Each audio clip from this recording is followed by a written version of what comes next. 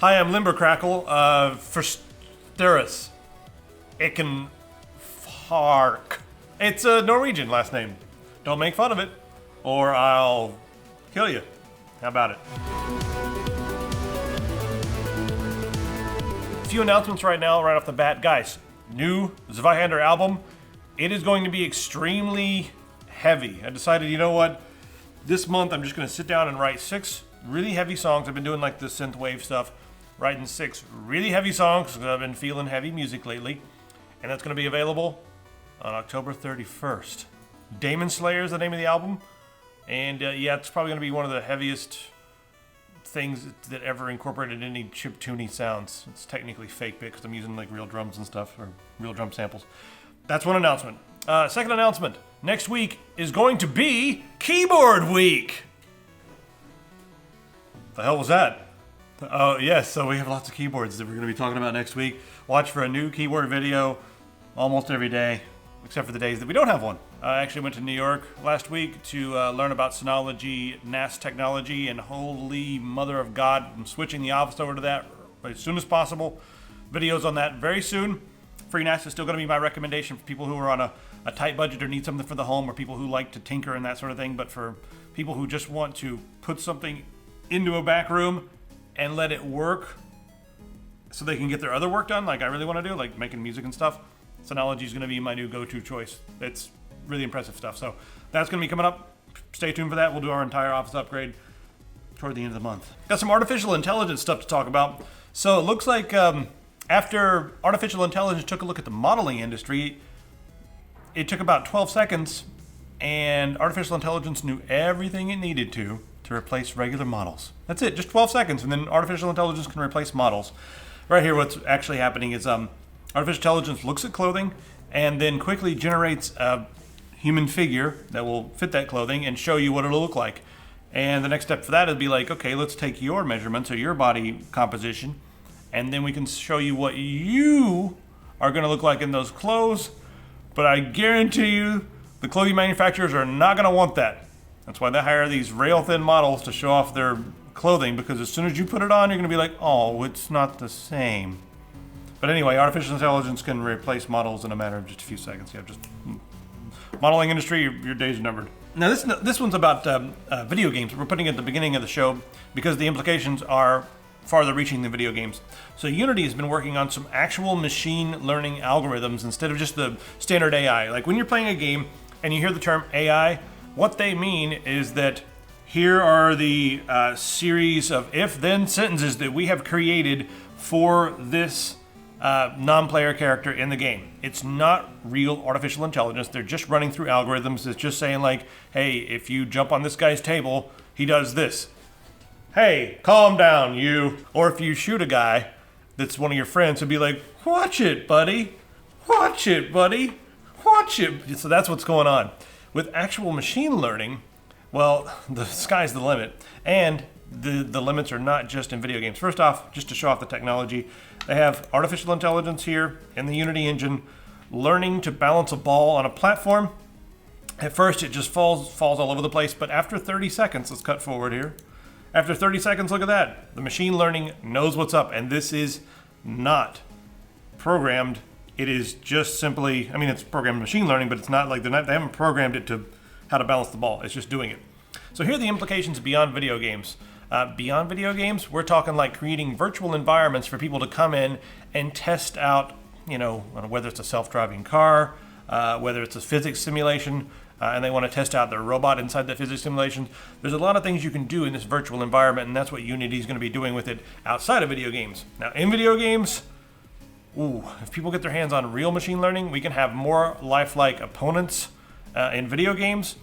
But above and beyond that, just imagine what this can do for the entire world of the video games, where the responses are no longer just like, hey, buddy, calm down, where you have more organic responses. Again, you'll have to have, I guess, more variety of voice acting, or you can just have them do text-to-speech, I guess. Maybe some games will opt for that method. But it'll just be a much more interactive and interesting environment once we get these technologies implemented into games. All right, last thing about artificial intelligence today. California is going to allow autonomous cars starting in 2018. That means no pedals. no steering wheel, no mirrors, on the road, driving around. They're going to be testing this in, God, there's 285 self-driving cars from two different companies that are registered in California. Now, right now, they've had to have, a driver there with a steering wheel, and they let them drive around to do their tests and stuff, and then they have to record how many times the human has to grab the steering wheel and be like, hold on, man. But now, thanks to all the advances that we've had with companies like NVIDIA and even AMD jumping into the game now, Uber, Google, all these different companies are in the game right now and trying to overcome the little things like little bumps in the road, weather effects, and that sort of thing, things that are beyond just navigating with GPS and sensors for collisions and stuff. I guess they've gotten to a point where the self-driving cars are at least as safe as humans, because that should be the benchmark. And it seems like in a lot of tests they're quite a bit safer than humans because they don't have those huge things that humans have that get in the way of all things. Egos. Are you guys ready to get upset? I mean, this is the internet. Of course you're ready to get upset. Yeah, it's your favorite thing to do. You guys ready to be outraged? Maybe you'll share this video if you're outraged enough, but not me. You'll be outraged with somebody. Never mind. So the FCC is trying to remove some of the rules that keep the prices of internet, especially for businesses, at a ceiling. There's a ceiling for the price saying like, hey, listen, you guys can't price higher than this. Well, they're trying to remove that. And they're also trying to say that, like, listen, guys, competition will keep this down.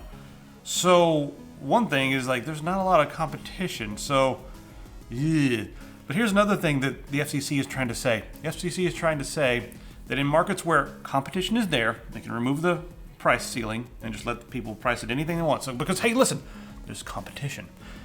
Here's how they're defining competition. As long as 50% of the residents of a county have more than one choice within a half-mile radius, then there's plenty of competition.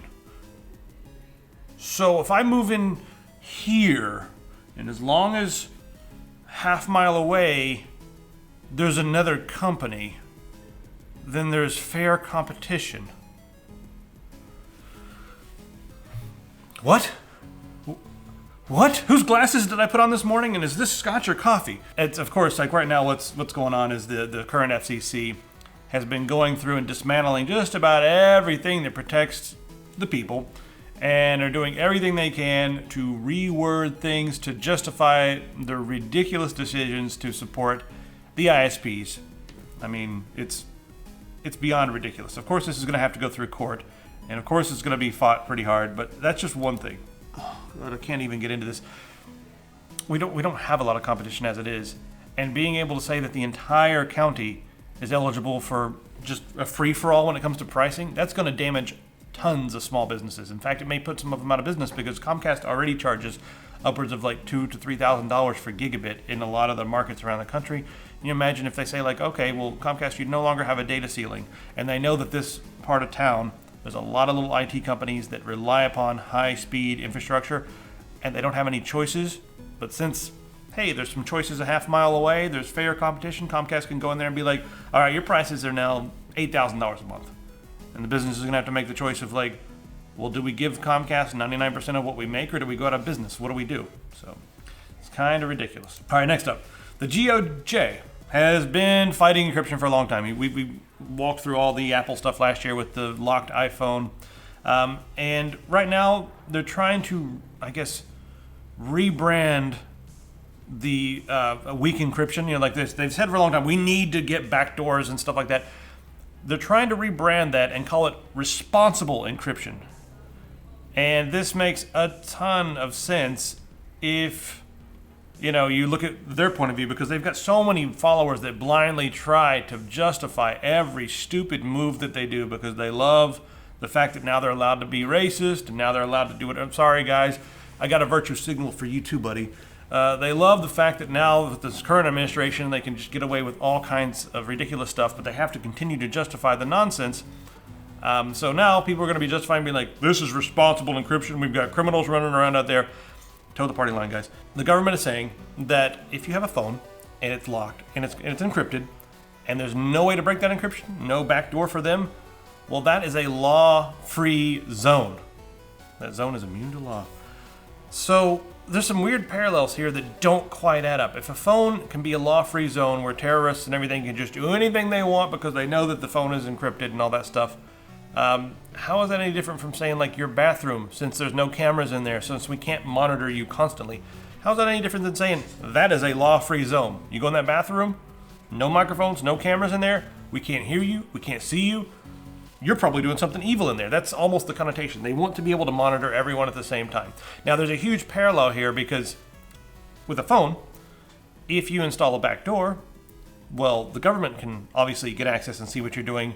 But the bigger problem is that's going to open it up for hacking. So that anybody out there who has whatever hacking tool is the latest thing should be able to hack into a bunch of different user accounts, get private information, get photos and all that kind of stuff. I mean, it's the phones are on a massive network. Your bathroom is not on a massive network. A burglar can't just like open a door and step through into like a quantum realm and then come out in your bathroom and be like, hey, I'm in your bathroom now. That's not the way that works. It's physical, it's a physical structure. So the parallel doesn't really add up. What I'm basically saying is we need a new way to identify these zones, and since it's online, we're going to need some new laws. And I don't think the people in charge understand the laws enough to create the laws. So right now they just want to backdoor into everything, but that's just going to weaken everything for everyone all the way across the board. And it's going to compromise a lot of our freedoms. Our freedom of privacy is one of the most important things. Tinfoil hat or no tinfoil hat, we have a right to, our privacy. So yeah, you guys can chew on that in the comments. I didn't really go into it that much. All right, next up on the list. Oh, Bitcoin prices. Holy shit. Looks like it's being pumped. Guys, you guys watching this Bitcoin price? Speaking of backdoors, everybody out there with a OnePlus phone, there was a guy, he's doing a hacking challenge, he's playing around, and he finds this little daemon running on a OnePlus phone, and it's actually controlled by the net.oneplus.odm. You can disable that using ADB tools, but it may control other things. Anyway, it's sending a lot of information back to OnePlus. And we're not just talking about like really generic stuff, like, okay, here's a swath of information from this phone to help improve when bugs happen and stuff. They're sending back your IMEI number. They're sending back your mobile number. They're sending back the network names that you connect to, your Wi-Fi connections and that sort of thing. They're sending back a lot of personally identifiable information to OnePlus. Now, OnePlus says, okay, yeah, all this stuff is, they admitted to it. Yeah, we're collecting all this data so that we can better improve the performance in future phones. They're even collecting, data on when your phone is being locked and unlocked. They're collecting data on what applications you access and touch. And they may be able to use some of that for future sales purposes. The fact that they can identify you with this information is what's really troubling. Now, they say you can go in and turn the user experience program off, but it's still sending some data back to OnePlus. And yeah, I'm really not happy with the fact that they're sending back IMEI numbers, phone numbers, network address, or network names and stuff like that. That's really uncool. You guys don't need that information. And there's really not much of an excuse for it other than some idiot marketing guy or some idiot who doesn't know much about technology said, we want this on our phones to collect all this data so we can sell it and make more money and stuff. So somebody over there at OnePlus, you need to flog them or something. I don't know. All right, something to lighten up. Play some video games. We played a lot of games lately. So let's see what we've been playing in the last couple of weeks. The plus one by my mouth don't work no more. All right, let's go see what we're playing. Guys, I hope you like games. We have 1 million games to show you this week. Starting off with something from an old comic book. What is this? This is Battle Chasers Night War. So, for those of you... And it's loud. It is a little loud. Yeah, crank it down a little bit. On this, what is this keyboard? So this is Battle Chasers Night War. For those of you that may not know, Battle Chasers was this short-run comic series that came out in the 90s and was kind of like one of the most cultly followed series that came out then. Like, this was one of the biggest comic series of the 90s, considering that it only had 9 comics that came out for it. There was supposed to be a 10th, it never got around to being made. JRPG style, it features all of your characters. Right now I'm playing with Calibrato, Gully, and Garrison. You get like a full storyline featuring all the characters that's considered canon in the series. So if this is something that maybe in the 90s you were a big part of or like really enjoyed, and all of a sudden you're looking at this being like, oh my god, yeah, Battle Chasers, I totally remember that series. This is going to be really good for you. This looks beautiful. The graphics are gorgeous on it. They did a really nice job of keeping it, true to that kind of arcane punk art style that they did for the actual series, which is really cool. If you're a big fan of, JRPG style stuff, this might be up your alley. As far as like storyline and mechanics and stuff like that go, it's fun, but it's not, I haven't seen anything in here that's like outrageously different or new or special mechanics wise or anything like that. It's fun, it's solid. You're definitely going to enjoy it more though if you're a fan of the Battle Chaser series. So we're checking out a game that is way not finished. This is... What the hell is this game? Attack of the Mutant Fish Crows. You just said Attack of the Mutant Fish Crows. I did say Attack of the Mutant Fish Crows. So someone emailed me, a member of the community, and they're actually working on this game right now. It's on Kickstarter. The budget is really low, and I think it's kind of an interesting mix of like Castlevania and Mario. Because you jump on things to kill them, but you double jumping like a madman right now? How many times can you double jump? Indoors, you can like flutter jump. So I wanted to use this as kind of a rant. Right now you're indoors, getting stuff in your inventory. Let's see that inventory system. This kind of makes me feel like I'm playing Bart Simpson's Nightmare. There's your inventory system right there. Looks pretty cool. Pixel art, of course. And I wanted to use this as sort of a way to talk about Kickstarter for just a second. This is the kind of thing I like to see on Kickstarter. It's got some gameplay, but it needs some work. That's why it's on Kickstarter. I think a lot of people with the companies that are almost AAA or big well-funded indie games popping up on Kickstarter, people are expecting games to be almost finished when they're on Kickstarter. But this is really what Kickstarter was developed for: games that need a lot of work, need some animations, but they're a solid idea. So I'm going to say, go check out Attack of the Mutant Fish Crows, they need some music. Yeah, I have my sound on right now. It's just I should throw a song at them or something if they want it. Who knows? I don't know why I get this bird and I got this broom. Broom and you hit that guy. You're doomed for a broom, sir. So the sun's going up and down. That's pretty cool. Yep, day-night system. Yeah. There's a fish crow. What'd you kill a guy for? Ah! A fish crow's dropping stuff on you. Look out. Look at these fish crows. I want to see you jump on one Mario Brothers style. Okay. There it is. All right, anyway, guys.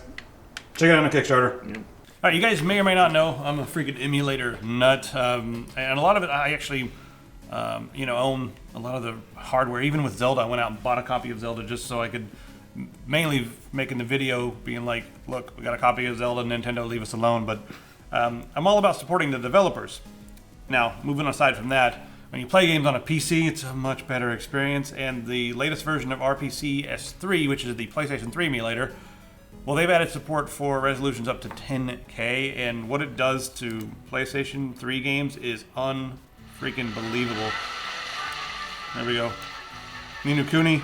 You guys waiting for Ni no Kuni 2 to come out on PC? Well, you can go ahead and play Ni no Kuni 1 with PC-like graphics. It's ridiculous. They've also added some support for anisotropic filtering. But Jesus, guys. Yeah. It's like a treasure hunt. You're seeing stuff on the screen all of a sudden that you're like, whoa! I didn't realize the underlying textures on PS3 were so good. Yeah, it's just they're all in 720. Yeah, it's just running into 720 is like. So yeah, definitely putting on a new pair of glasses right now. Let's see any other games here. Yakuza 4, yeah, Yakuza 4. Smoking bad for you. Are you virtue signaling already? Who stands around like that? Like, what is she about to do? Cast a spell? Yeah. Look, she's over here casting spells. But now she's casting spells in 4K. It looks so much better casting that way. The Battle Royale mode for Fortnite has been going crazy. 3.7 million players on Sunday. I just want to know how many of you guys out there are playing it. I've abstained from most of those types of games until the end of the month because I'm making this Zweihander album. But how many of you guys out there are playing it? And do you like it better than PlayerUnknown's Battlegrounds? Just curious. Because I have not really played much of this yet. I don't even know how to get into this, but... So Wolfenstein has been around for 30 years. Yeah, forever. And guess what, guys? It's always been about killing Nazis. Always. Yeah.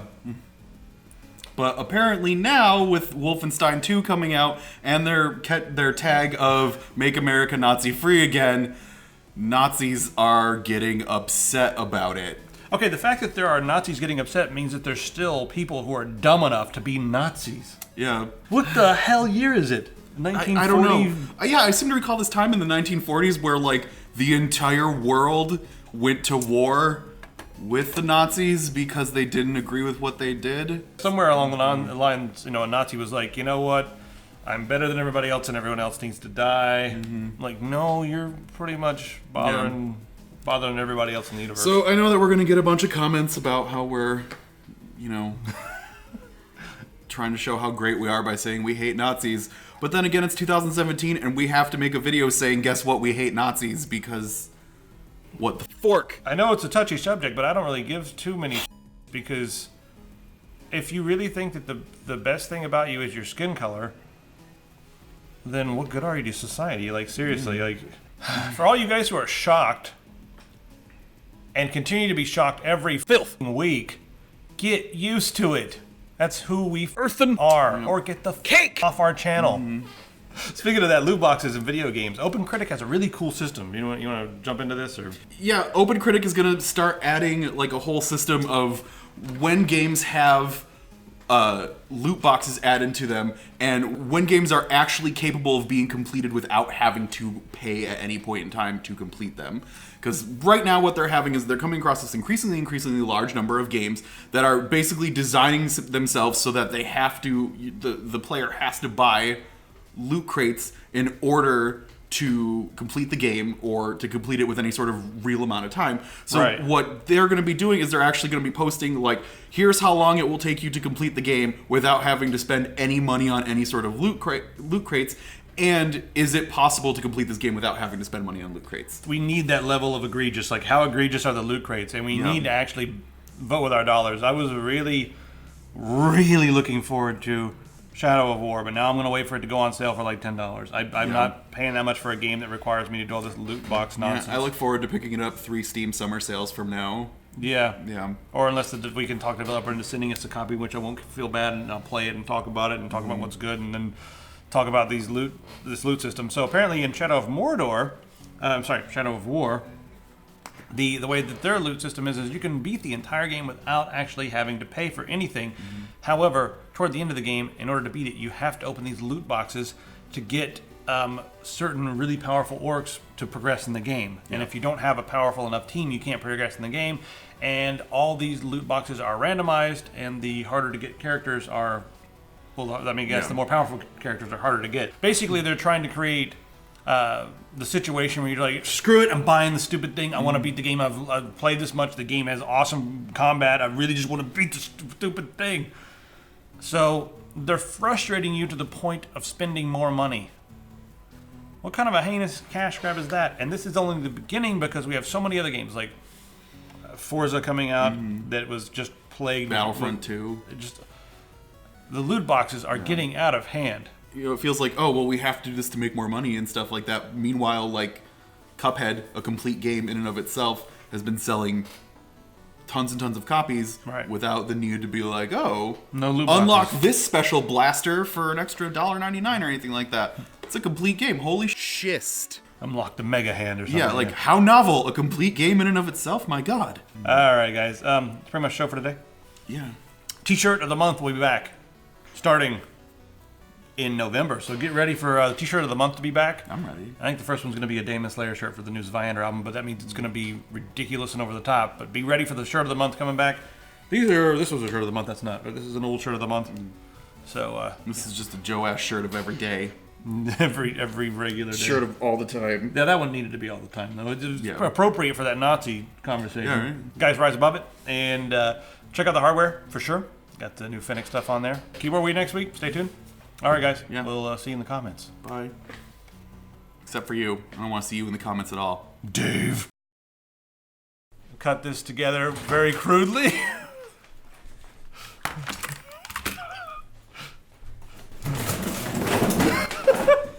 I'm just not moving my hands, but put them closer to me because they're off the... There we go. That's better. Yeah, put them on the mouse. Yeah. All right. Okay, I feel like an idiot. All right, good. Ready?